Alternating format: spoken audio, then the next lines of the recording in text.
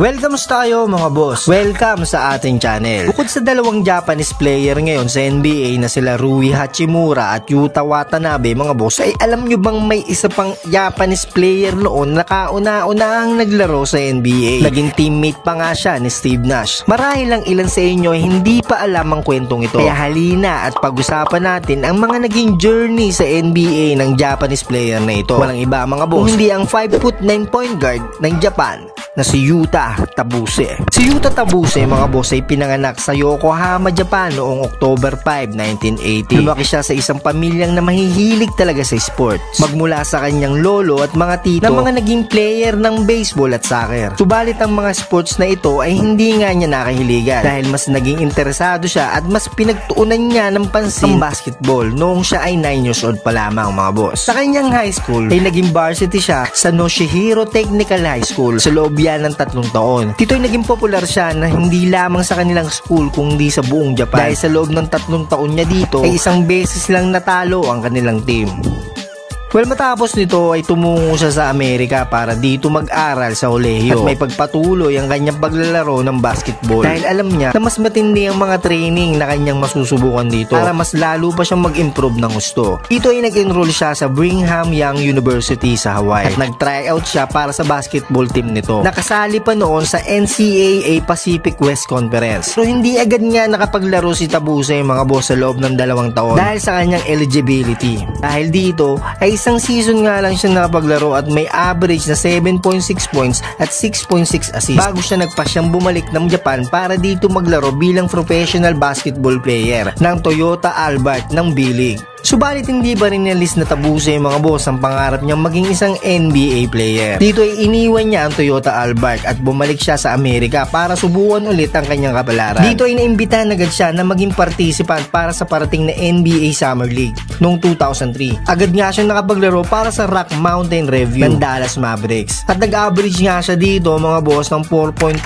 points, 1.5 rebounds, 1.2 assists, 13 minutes per game sa loob ng 6 na games sa pananatili niya dito. Kilala si Tabuse sa kanyang quickness pagdating sa loob ng court. Dagdag mo pa dyan ang kanyang pagiging playmaker na kahit kinulang sa height ang ating bida mga boss, ay kaya pa rin niya makipagsabayan sa mga higanting player na nakakasaguba niya sa Amerika.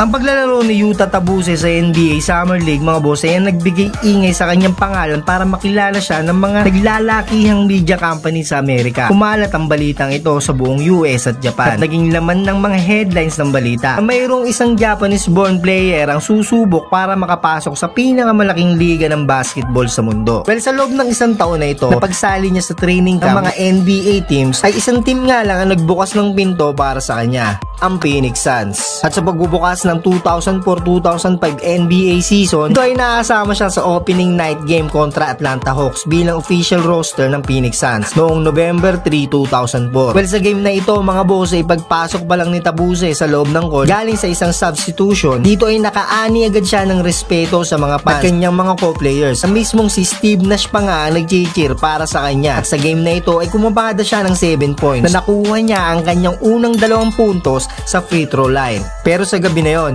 ayun na ang naging pinaka-highlights ng kanyang karera sa NBA dahil nakapaglaro lamang siya sa Phoenix Suns ng 4 na games. Ang panghuli dito mga boss ay noong December 15, 2004, panalo kontra Utah Jazz. Well, that game played 2 minutes lamang sa loob ng court. Wala man lang naitalang stat sa buong game. At sa taong din na yun mga boss, i-inwave ng Suns ang kanyang kontrata pero wala ng NBA team ang sumalo pa sa kanya. Sa maikling tenure niya sa NBA mga boss sa loob ng halos 2 buwan at sa kanyang naging 4 na game lamang sa buong liga, si Yuta Tabuse mga boss ay sumahod ng may estimated na $108,000 to $173,000. Well, sa pangyayaring yan sa karir ni Tabuse sa NBA mga boss ay masasabing dream come true na kahit sa maikling panahon, siya ay naging ganap na NBA player. Sabi pa nga niya sa isang interview na bibihira ang mabigyan ng ganong opportunity. Hindi niya raw malilimutan, dadalhin niya ang alaala na ito hanggang sa kanyang pagtanda. Samantala, bilang tribute sa naging journey niya sa NBA, ay ginawa pa siyang cover ng isang video game na NBA Live na eksklusibong nirelease lamang noon sa Japan. Pero hindi pa doon natatapos mga boss ang naging kapalaran niya sa Amerika para sa basketball. Dito ay na-drop siya ng isang NBA D-League team na Bakersfield Jam bilang pang 11th overall pick noong 2006 bago na palipat sa Anaheim Arsenal noong 2007 na tumagal siya dito hanggang 2008. Patapos nito ay nagdesisyon na siyang bumalik na lang ng Japan. Dito na lang maglaro ng professional basketball sa B-League. Sa ngayon mga boss ay aktibo pa rin itong si Tabuse sa basketball na kahit nasa edad niyang 40 plus ay may mga disenteng numero pa rin naman siyang naiambag sa kanyang team. At siya na ngayon mga boss ang pinakamatandang basketball player na naglalaro pa rin sa B-League.